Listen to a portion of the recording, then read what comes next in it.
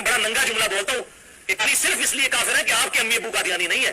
ورنہ اگر آپ کے اور میرے امی ابو قادیانی ہوتے تو ہم بڑے آسانی کے ساتھ اپنے آپ کو مسلمان اور غیر قادیانیوں کو کافر سمجھ رہے ہوتے۔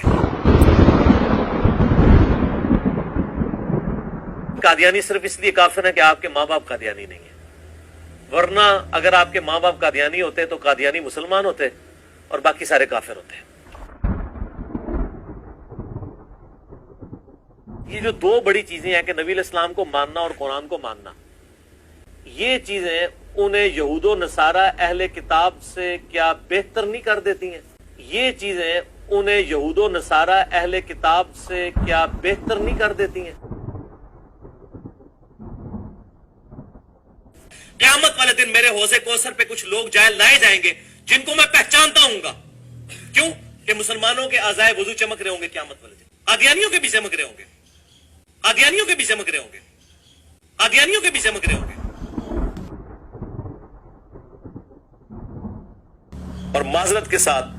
ایک ہی بڑا ہمارا ان سے اختلاف ہے نا ختم نبوت پہ، اس میں انہوں نے ترجمہ ٹھیک کیا ہوا ہے، آپ کے علماء نے غلط کیا ہوا ہے، اس میں انہوں نے ترجمہ ٹھیک کیا ہوا ہے، آپ کے علماء نے غلط کیا ہوا ہے۔